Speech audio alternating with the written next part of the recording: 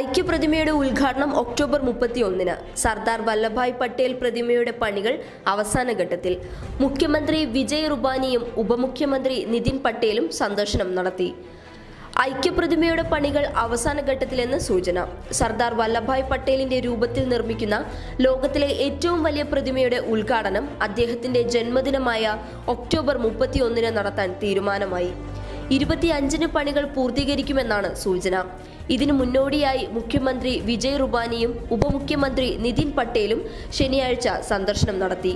പ്രതിമയുടെ ഉരുക്കുപാളികളിലൂടെ പണികൾ സെപ്റ്റംബർ 20-നും, വെങ്കലം ഉപയോഗിച്ചുള്ള പണികൾ ഒക്ടോബർ 10-നും, മറ്റ് ജോലികൾ 25-നും അവസാനിപ്പിക്കുമെന്നാണ് അറിയിപ്പ്.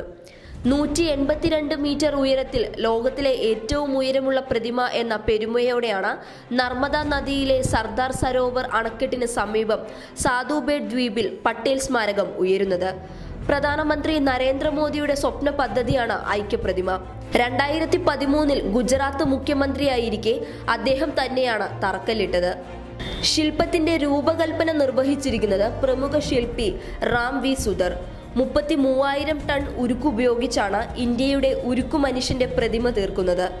ഇതോടനുബന്ധിച്ച് പട്ടേലിന്റെ ജീവിത മുഹൂർത്തങ്ങൾ ഉൾക്കൊള്ളിച്ചുള്ള ലേസർ ലൈറ്റ്, സൗണ്ട് ഷോ, 5000 അടി ഉയരത്തിൽ നിന്നുള്ള സർദാർ സരോവർ അണക്കെട്ട് കാണാനുള്ള സൗകര്യം, മ്യൂസിയം എന്നിവയെല്ലാം ഒരുക്കിയിട്ടുണ്ട്.